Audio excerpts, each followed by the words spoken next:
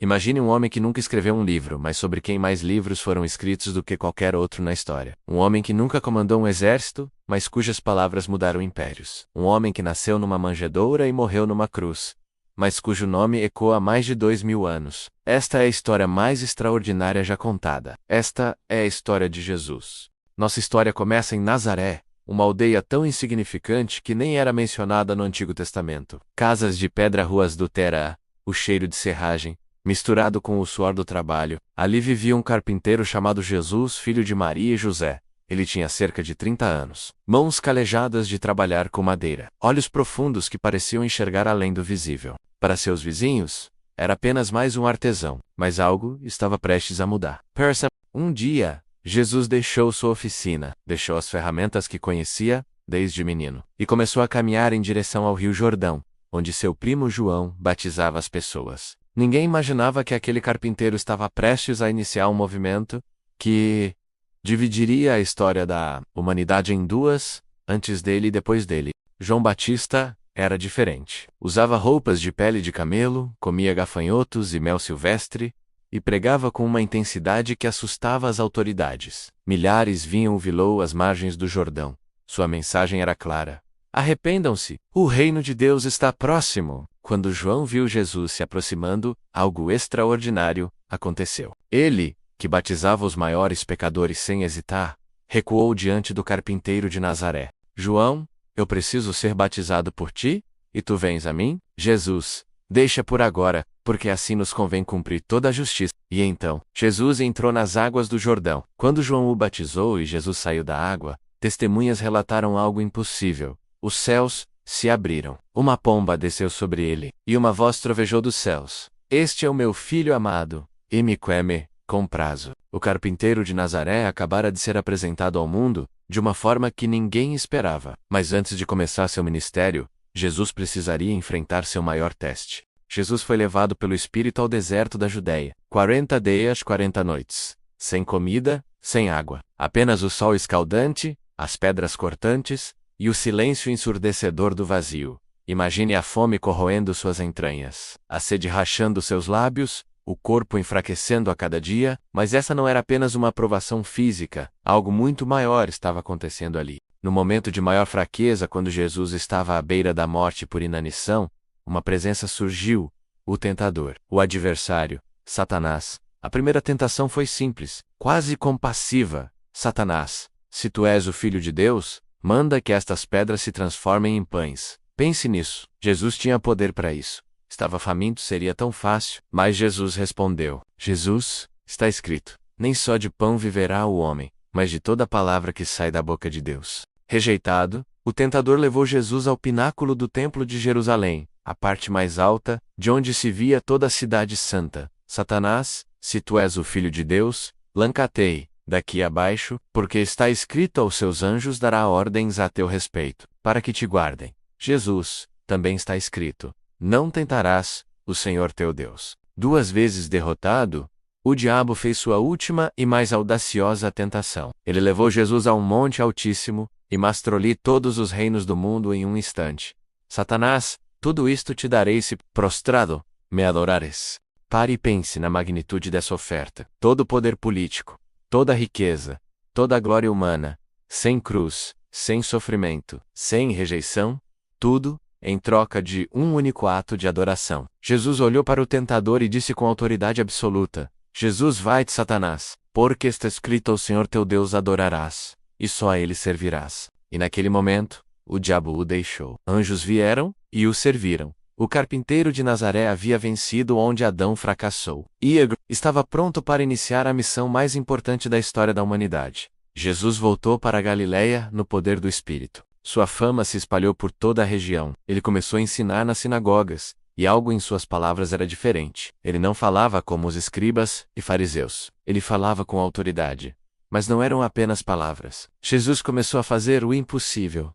Em Cafarnaum, havia um homem paralítico. Há 38 anos ele não andava. 4 amigos tiveram uma ideia maluca: levar aquele homem até Jesus. Mas a casa estava tão cheia que era impossível entrar. Então eles subiram ao telhado, abriram um buraco e desceram o paralítico de maca bem na frente de Jesus. Jesus olhou para aquele homem, viu sua fé viu a fé dos amigos, e disse algo que chocou a todos.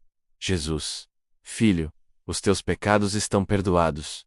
Os fariseus ficaram furiosos. Quem pode perdoar pecados, senão Deus? Eles estavam certos, mas não entendiam quem estava diante deles. Jesus, sabendo seus pensamentos, disse: Jesus, que é mais fácil, dizer ao paralítico: estão perdoados os teus pecados, ou dizer: levanta-te, toma o teu leito, e anda? Ora, para que saibais que o Filho do Homem tem na terra autoridade para perdoar pecados.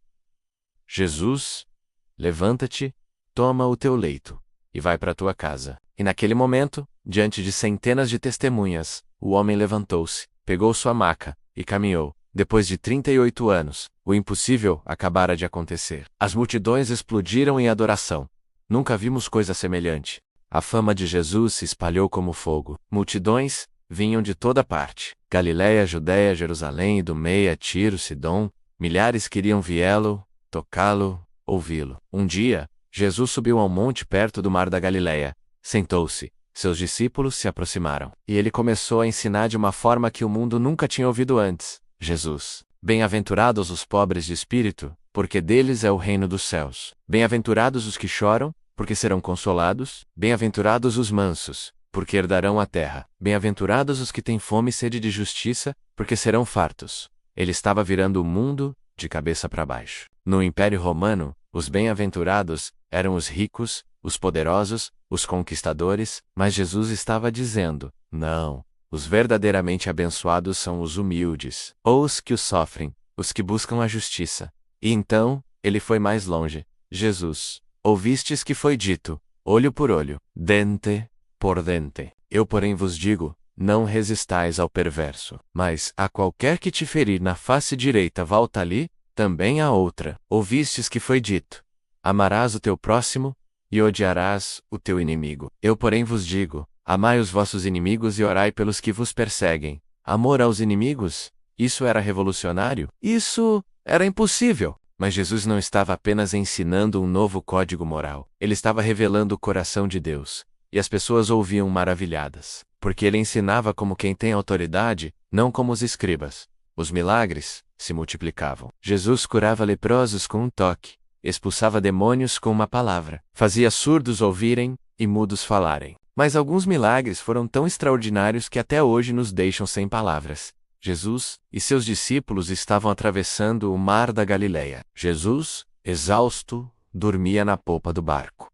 De repente, uma tempestade violenta se levantou. Ondas gigantescas batiam no barco. Água entrava por todos os lados. Os discípulos, pescadores experientes, estavam aterrorizados. Eles acordaram Jesus gritando: discípulos, mestre, não te importa que pereçamos? Jesus se levantou, olhou para o vento, olhou para as ondas furiosas, e ordenou: Jesus, cala-te, aquieta-te, e imediatamente, o vento cessou.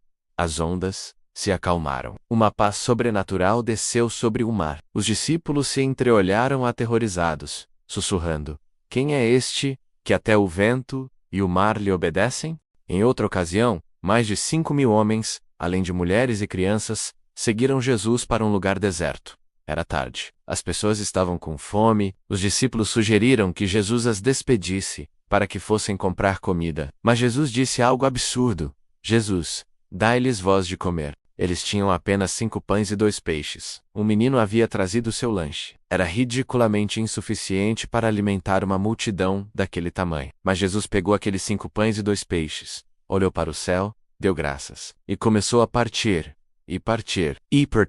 E os pedaços não acabavam. Os discípulos distribuíam, e a comida se multiplicava em suas mãos. Todos comeram até ficarem satisfeitos. E ainda, sobraram 12 cestos cheios. Mais de 5.000 homens alimentados com 5 pães e 2 peixes.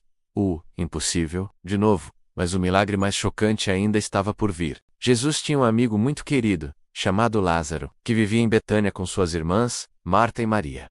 Um dia, Lázaro ficou gravemente doente. As irmãs mandaram uma mensagem urgente para Jesus: Senhor, eis que está enfermo aquele que amas. Mas Jesus não foi imediatamente. Ele esperou 2 dias. E quando finalmente chegou a Betânia, Lázaro estava morto há 4 dias. Já estava no túmulo. O corpo já estava em decomposição. Marta correu ao encontro de Jesus, com os olhos inchados de chorar. Marta, Senhor, se tu estivesses aqui, meu irmão não teria morrido. E Jesus disse algo que ecoaria pela eternidade.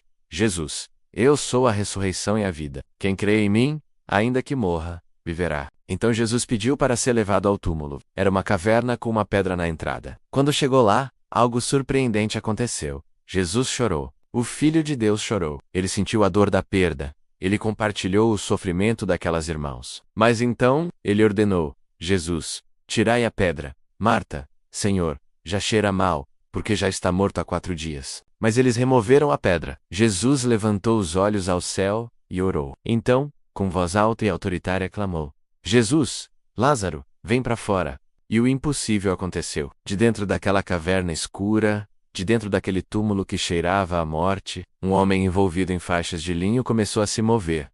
Lázaro, que estava morto há 4 dias, saiu caminhando. A multidão explodiu em gritos de espanto e adoração. Muitos creram em Jesus naquele dia, mas outros ficaram com medo. Medo de um homem que podia ressuscitar os mortos. Enquanto o povo amava Jesus, as autoridades religiosas o odiavam. Os fariseus, os saduceus, os mestres da lei, todos viam Jesus como uma ameaça. Por quê? Porque Jesus expunha a hipocrisia deles. Jesus: Ai de vós, escribas e fariseus hipócritas, porque fechais o reino dos céus diante dos homens. Vocês são como sepulcros caiados. Por fora parecem bonitos, mas por dentro estão cheios de ossos de mortos e de toda a imundícia. Jesus não tinha medo de confrontá-los, e isso os enfurecia. Depois que Jesus ressuscitou Lázaro, os principais sacerdotes e fariseus convocaram uma reunião urgente do Sinédrio, o Conselho Supremo Judaico. Caifás, sumo sacerdote: O que faremos? Este homem opera muitos sinais. Se o deixarmos assim, todos crerão nele, e virão os romanos, e tirarão tanto o nosso lugar, como a nossa nação. Caifás, o sumo sacerdote, disse algo que ele não percebia ser profético. Caifás: Vós nada sabeis, nem considerais que nos convém que morra um homem pelo povo, e que não pereça toda a nação. Desde aquele dia, eles conspiram para matar Jesus, mas precisavam de uma oportunidade. E de alguém, de dentro. Era a Páscoa, a festa mais importante para os judeus, que celebrava a libertação da escravidão no Egito. Jesus e seus 12 discípulos se reuniram em um cenáculo, Jerusalém, para celebrar a ceia pascal.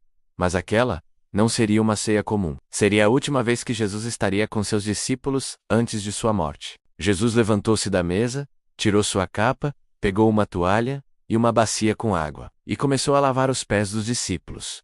Pedro protestou: Pedro, Senhor, tu lavas os meus pés? Jesus: Se eu não te lavar, não tens parte comigo.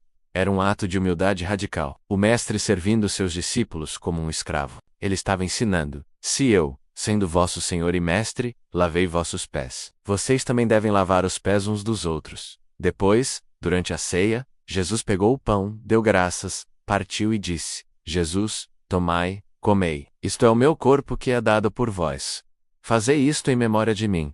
Em seguida, pegou o cálice de vinho e disse: Jesus, este é o meu sangue, o sangue da nova aliança, que é derramado por muitos para a remissão dos pecados. Os discípulos não entendiam completamente o que estava acontecendo, mas Jesus sabia. Ele estava instituindo uma nova aliança, estava anunciando o seu sacrifício. E então, Jesus ficou perturbado em espírito e disse: Jesus, em verdade vos digo, que um de vós me trairá. Silêncio pesado. Os discípulos se entreolharam, perplexos. João, o discípulo amado, que estava reclinado ao lado de Jesus, perguntou: João, Senhor, quem é? Jesus: É aquele a quem eu dar o pedaço de pão molhado. Jesus molhou o pão e deu a Judas Iscariotes. E naquele momento, Satanás entrou em Judas. Jesus olhou para ele e disse: Jesus, o que fazes? Faze-o depressa. Judas saiu. E era a noite mais escura da história estava começando.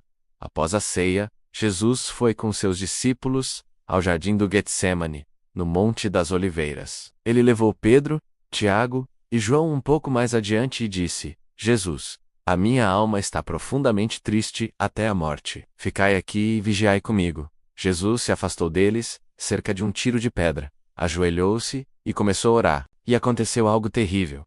Ele começou a suar gotas de sangue, uma condição médica rara, chamada hematidrose, causada por extrema angústia. O peso dos pecados de toda a humanidade estava sobre ele. A ira de Deus contra o pecado estava prestes a cair sobre ele. Jesus, que nunca havia pecado, estava prestes a se tornar pecado por nós.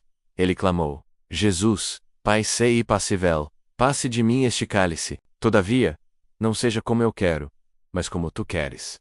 3 vezes ele orou a mesma oração. 3 vezes voltou e encontrou os discípulos dormindo. Eles não conseguiam nem vigiar por 1 hora. E então, tochas, vozes, o barulho de homens armados se aproximando. Judas entrou no jardim à frente de uma multidão com espadas e varapaus. Ele se aproximou de Jesus e o beijou. O sinal da traição. Jesus o olhou nos olhos e disse: Jesus, Judas, com um beijo traz o filho do homem? Os soldados prenderam Jesus. Pedro, impulsivo, sacou uma espada e cortou a orelha do servo do sumo sacerdote. Mas Jesus o repreendeu. Jesus, guarda a tua espada. Acaso não posso rogar a meu Pai?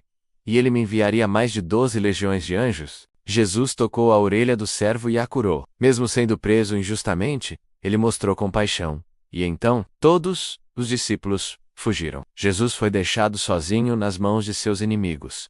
Jesus passou por 6 julgamentos naquela noite. 3 julgamentos religiosos perante as autoridades judaicas, 3 julgamentos civis perante as autoridades romanas. Todos ilegais.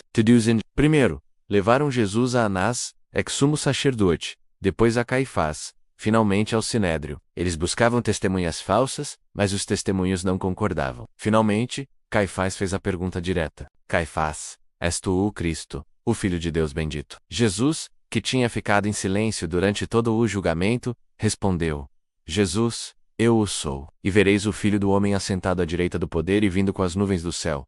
Caifás rasgou suas vestes, gritando: Caifás, blasfêmia! Que necessidade temos de mais testemunhas que vós parres? E todos disseram: Irrudo morte. Então, cuspiram nele, vendaram seus olhos e começaram a espânco-lo, dizendo: Profetiza. Quem te bateu? O Criador do universo sendo zombado por sua criação. Mas os judeus não podiam executar ninguém sob o domínio romano. Então levaram Jesus a Pôncio Pilatos, o governador romano. Pilatos interrogou Jesus e não encontrou nele culpa alguma. Ele sabia que era por inveja que os principais sacerdotes haviam entregado Jesus. Pilatos tentou de tudo para libertá-lo. Quando soube que Jesus era galileu, mandou a Herodes, que estava em Jerusalém naqueles dias. Herodes ficou contente em ver Jesus, esperando vê-lo fazer algum milagre. Mas Jesus não respondeu nenhuma de suas perguntas. Herodes e seus soldados o ridicularizaram. Vestiram-no com uma roupa resplandecente para zombar dele, e o enviaram de volta a Pilatos. Pilatos tentou uma última estratégia. Era costume na Páscoa soltar um prisioneiro escolhido pelo povo. Pilatos trouxe Jesus e Barrabás, um notório assassino e revolucionário, pensando: certamente escolherão Jesus. Mas os principais sacerdotes incitaram a multidão. E quando Pilatos perguntou: a quem quereis que eu solte? A multidão gritou: multidão, Barrabás. Barrabás. Pilatos: que farei então de Jesus, chamado Cristo? Multidão: seja crucificado. Pilatos: mas que mal fez ele? A multidão gritou ainda mais alto: multidão: crucifica-o, crucifica-o. Pilatos, vendo que nada conseguia, mas que pelo contrário, o tumulto aumentava, mandou trazer água, lavou as mãos diante da multidão e disse: Pilatos, estou inocente do sangue deste justo. Considerai isso vós mesmos. E o povo respondeu com palavras que ecoariam através dos séculos: multidão, o seu sangue caia sobre nós e sobre nossos filhos. Pilatos soltou Barrabás e entregou Jesus para ser crucificado. Primeiro, os soldados romanos levaram Jesus ao pretório, reuniram toda a tropa, despiram-no e vestiram-no com uma capa escarlate zambando dele. Teceram uma coroa de espinhos, não uma coroa delicada, mas espinhos longos e afiados, e a cravaram em sua cabeça. Sangue escorreu pelo seu rosto. Puseram uma vara em sua mão direita como cetro a Joharamsei, diante dele em zombaria, dizendo: Salve Rei dos Judeus! Cuspiram nele e pegaram a vara e batiam em sua cabeça, fazendo os espinhos penetrarem mais fundo. Depois de zombarem dele, tiraram a capa, vestiram-no com suas próprias roupas e o levaram para crucificar. Jesus, já enfraquecido pelos espancamentos e pela perda de sangue, carregava a cruz pelas ruas de Jerusalém. Cada passo era uma agonia. O madeiro pesava cerca de 50 quilos. Suas costas, já rasgadas pelos açoites, raspavam na madeira áspera. A multidão se aglomerava nas ruas. Alguns choravam. Outros o insultavam. Em certo ponto, Jesus caiu sob o peso da cruz. Os soldados forçaram um homem chamado Simão de Cirene a carregar a cruz por ele. Mulheres choravam enquanto o viam passar. Jesus, mesmo em seu sofrimento, verrucei para elas e disse: Jesus, filhas de Jerusalém, não choreis por mim, chorai antes por vós mesmas e por vossos filhos. Chegaram a um lugar chamado Gólgota, que o significa lugar da caveira. Ali, estenderam Jesus sobre a cruz. Pegaram cravos, pregos grossos de ferro, e os martelaram através de seus pulsos. Não as palmas das mãos, mas os pulsos, onde os ossos poderiam sustentar o peso do corpo. Cada martelada ecoava. Cada cravo perfurava não apenas carne, mas o coração de Deus. Então levantaram a cruz. O peso do corpo puxava para baixo. Para a respirar, Jesus precisava se empurrar para cima, apoiando-se nos cravos de seus pés. Cada respiração era uma tortura. E ali, humilhado em agonia, Jesus olhou para aqueles que o crucificavam, menos os soldados, ou os sacerdotes, a multidão, e disse algo impossível: Jesus, Pai, perdoa-lhes, porque não sabem o que fazem. 2 outras cruzes foram levantadas, uma de cada lado. Jesus foi crucificado entre 2 criminosos, cumprindo a profecia. E foi contado com os transgressores. Um dos criminosos o insultava. Criminoso 1. Se tu és o Cristo, salve-te a ti mesmo, e a nós. Mas o outro criminoso o repreendeu. Criminoso 2. Nem tu temes a Deus estando na mesma condenação? Nós, na verdade, com justiça, porque recebemos o que os nossos feitos mereciam, mas este nenhum mal fez. E então, ele virou-se para Jesus e disse com fé: Criminoso 2. Senhor, lembra-te de mim quando entrares no teu reino. Jesus, respirando com dificuldade, olhou para ele e disse: Jesus, em verdade te digo, que hoje estarás comigo no paraíso. Salvação, no último momento. Um criminoso morrendo encontrou vida eterna ao lado daquele que é a própria vida. Ao pé da cruz estava Maria, sua mãe, com o coração despedaçado. João, o discípulo amado, estava ao lado dela. Jesus olhou para eles e disse: Jesus, mulher, eis aí o teu filho. Pausa, eis aí tua mãe. Mesmo morrendo, ele cuidava dos que amava. Então, da hora sexta até a hora nona, de meio-dia às 3 da tarde, trevas cobriram toda a terra, o sol escureceu. Em pleno dia, tudo ficou negro. E por quê? Porque algo terrível estava acontecendo. O Pai estava colocando sobre Jesus a iniquidade de todos nós. Todo o pecado da humanidade, passado, presente e futuro, estava sendo colocado sobre o Filho. Jesus, que sempre teve comunhão perfeita com o Pai, estava sendo separado dele, por causa do nosso pecado. E da escuridão, Jesus clamou com grande voz, ressuscitando ele, lema SABACT, que significa: Deus meu, por que me desamparaste? O grito mais doloroso da história. O filho experimentando pela primeira e única vez a separação do Pai. Ele estava bebendo o cálice completo da ira de Deus que nós merecíamos. Então Jesus disse: Jesus, tenho sede. Alguém molhou uma esponja em vinagre e a levantou até seus lábios. Depois de provar o vinagre, Jesus disse: Jesus, está consumado. Tetelestai em grego. Uma palavra usada quando uma dívida era completamente paga. Nossa dívida de pecado estava paga. O sacrifício estava completo. A missão estava cumprida. E então, com voz forte, Jesus bradou: Jesus, Pai, nas tuas mãos entrego o meu espírito. E inclinou a cabeça e entregou o espírito. Naquele exato momento, o véu do templo se rasgou de alto a baixo. O véu que separava o lugar santíssimo, onde a presença de Deus habitava, do resto do templo. Um véu de 20 metros de altura, extremamente grosso, impossível de ser rasgado por mãos humanas. Se rasgou de cima para baixo, a terra tremeu. Rochas se partiram, sepulcros se abriram. O centurião romano que estava ao pé da cruz, um homem que havia visto inúmeras crucificações,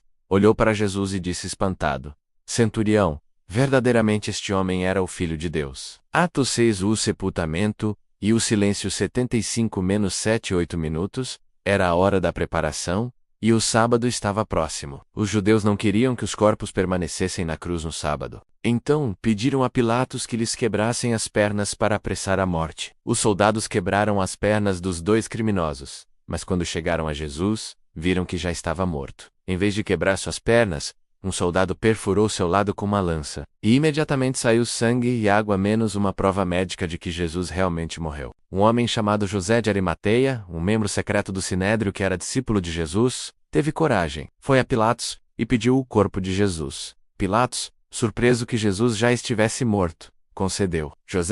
junto com Nicodemos, menos aquele fariseu que tinha ido falar com Jesus à noite, tirou o corpo de Jesus da cruz. Eles trouxeram cerca de 35 quilos de mirra e aloés, especiarias caras usadas no sepultamento. Com cuidado e reverência, envolveram o corpo de Jesus em lençóis de linho com as especiarias, conforme o costume judaico de sepultar. Havia um jardim perto do Gólgota, e no jardim um sepulcro novo, escavado na rocha, onde ninguém ainda havia sido posto. Ali depositaram Jesus, então rolaram uma grande pedra na entrada do sepulcro. Maria Madalena e Maria, mãe de José, viram onde ele foi posto. Suas lágrimas caíam sem parar. No dia seguinte, os principais sacerdotes e fariseus foram a Pilatos, e Us. Senhor, lembramo-nos de que aquele enganador, estando ainda vivo, disse: depois de 3 dias ressuscitarei. Manda, pois, que o sepulcro seja guardado até ao 3º dia, para que os seus discípulos não venham de noite, o furtem, e digam ao povo: ressuscitou dos mortos. Pilatos respondeu: Pilatos, tendes uma guarda. Ide, guardai-o como o entendeis. Então foram, selaram a pedra, e puseram guardas junto ao sepulcro. E então, silêncio. Sábado, o dia mais silencioso da história. O Verbo estava mudo. A luz do mundo estava em trevas. A vida estava morta. Os discípulos se escondiam, com medo. Suas esperanças estavam destruídas. Tudo o que haviam acreditado parecia ter sido uma mentira. Jesus estava morto. Acabou. Fim da história. Ou, era apenas o começo? Domingo de manhã, primeiro dia da semana. Ainda estava escuro. Maria Madalena foi ao sepulcro, levando especiarias aromáticas para ungir o corpo de Jesus. Mas quando ela se aproximou, algo estava errado. A pedra estava removida do sepulcro. Ela correu. Seu coração batia acelerado. Encontrou Pedro e João e gritou: Maria Madalena, tiraram o Senhor do sepulcro, e não sabemos onde o puseram. Pedro e João saíram correndo para o sepulcro. João, mais jovem, correu mais rápido e chegou primeiro. Abaixou-se, olhou para dentro e viu os lençóis de linho ali depositados, mas não entrou. Pedro chegou logo em seguida e entrou direto no sepulcro.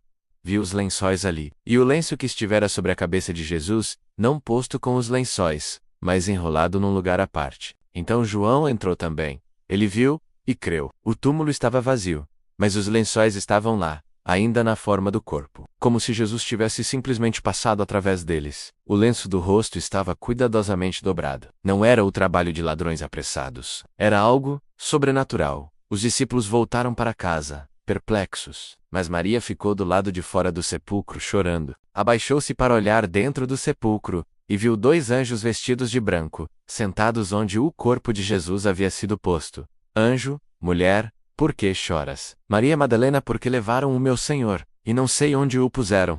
Ao dizer isso, virou-se para trás e viu um homem de pé. Era Jesus, mas ela não o reconheceu. Pensou que fosse o jardineiro. Ele perguntou: Jesus, mulher, por que choras? A quem procuras? Maria Madalena, Senhor. Se tu o levaste, dais-me onde eu o puseste, e eu o levarei. E então Jesus disse apenas uma palavra: Jesus, Maria. Ela conhecia aquela voz, aquele tom, aquele amor. Virou-se e exclamou em hebraico: Maria Madalena, Rabone, que quer dizer mestre. Jesus estava vivo, ressuscitado. O túmulo não pôde retê-lo. A morte não teve poder sobre ele. Jesus disse: não me detenhas, porque ainda não subi ao Pai. Mas vai para meus irmãos, e dás-lhes que subo para meu Pai, e vosso Pai, meu Deus e vosso Deus. Maria Madalena correu aos discípulos, gritando: Maria Madalena, viu o Senhor, ela está vivo. Naquela mesma noite de domingo, os discípulos estavam reunidos a portas trancadas, com medo dos judeus. De repente, sem que ninguém abrisse a porta, Jesus apareceu no meio deles. Imagine o choque, o medo. Eles pensaram que era um fantasma. Mas Jesus disse: Jesus, paz seja convosco. E mostrou-lhes as mãos e o lado, as marcas dos cravos, a ferida da lança. Era realmente ele. Não um fantasma, mas Jesus ressuscitado em corpo glorificado. Os discípulos se encheram de alegria. Eles viram o Senhor. Mas Tomé, um dos 12, não estava com eles quando Jesus apareceu. Quando os outros discípulos lhe contaram, ele respondeu: Tomé, se eu não vir o sinal dos cravos em suas mãos, e não puser o meu dedo no lugar dos cravos, e não puser a minha mão no seu lado, de maneira nenhuma o crerei. 8 dias depois, os discípulos estavam reunidos novamente, e Tomé com eles. Outra vez Jesus apareceu, portas trancadas, e disse: Jesus, paz seja convosco. Tomé, põe aqui o teu dedo e vê as minhas mãos. Chega tua mão e põe-na, não sejas incrédulo, mas crente. Tomé caiu de joelhos, adorando. Tomé, Senhor meu, e Deus meu. Disse o Sam, porque me viste, creste? Bem-aventurados os que não viram e creram. Durante 40 dias, Jesus apareceu muitas vezes aos discípulos. Comeu com eles, ensinou-lhes sobre o reino de Deus. Apareceu a mais de 500 pessoas de uma vez. Certa manhã, Pedro e alguns discípulos estavam pescando no mar de Tiberíades. Haviam trabalhado a noite toda e não pegaram nada. Quando o dia amanhecia, Jesus estava na praia, mas eles não o reconheceram. Ele gritou: Jesus, filhos, tendes alguma coisa de comer? Discípulos? Não. Jesus, lançai a rede para o lado direito do barco, e achareis. Eles lançaram, e não podiam puxar a rede por causa da quantidade de peixes. João olhou para a praia e exclamou: João, é o Senhor. Pedro, ao ouvir isso, vestiu-se e se lançou ao mar, nadando para a praia. Quando chegaram à terra, viram brasas ali postas, peixes sobre elas, e pão. Jesus preparou o café da manhã para eles. O ressuscitado, o Rei dos Reis, servindo seus discípulos. Depois de comerem, Jesus olhou para Pedro menos aquele que o havia negado 3 vezes, e perguntou: Jesus, Simão, filho de Jonas, amas-me mais do que estes? Pedro: Sim, Senhor, tu sabes que te amo. Jesus: Apacenta os meus cordeiros. Jesus perguntou pela segunda vez: Jesus, Simão, filho de Jonas, amas-me? Pedro: Sim, Senhor, tu sabes que te amo. Jesus: Apacenta as minhas ovelhas. E pela terceira vez: Jesus, Simão, filho de Jonas, amas-me? Pedro entristeceu-se por Jesus ter perguntado 3 vezes. Uma para cada negação. Com os olhos cheios de lágrimas, respondeu: Pedro: Senhor, tu sabes todas as coisas. Tu sabes que eu te amo. Jesus: Apacenta as minhas ovelhas. Jesus estava restaurando Pedro, perdoando-o, comissionando-o novamente. O fracasso não era o fim para Pedro. E não é o fim para ninguém que se volta para Jesus. 40 dias depois de sua ressurreição, Jesus levou seus discípulos para perto de Betânia, no Monte das Oliveiras. Ali, ele lhes deu suas últimas instruções, instruções que mudariam o mundo. Jesus: Toda a autoridade me foi dada, no céu e na terra. Portanto, ide, fazei discípulos de todas as nações, batizando-os, em nome do Pai, e do Filho, e do Espírito Santo, ensinando-os a guardar todas as coisas que eu vos tenho mandado. E então ele fez uma promessa que ressoa até hoje. Jesus: E eis que eu estou convosco todos os dias, até a consumação dos séculos. Jesus levantou suas mãos e os abençoou. E enquanto os abençoava, foi elevado ao céu diante dos olhos deles. Uma nuvem o recebeu, ocultando-o de suas vistas. Eles ficaram olhando firmemente para o céu, enquanto ele subia. De repente, 2 anjos vestidos de branco apareceram ao lado deles. Anjos, varões galileus, por que estáis olhando para o céu? Esse Jesus, que dentre vós foi recebido em cima no céu, há de vir assim como para o céu o vistes ir.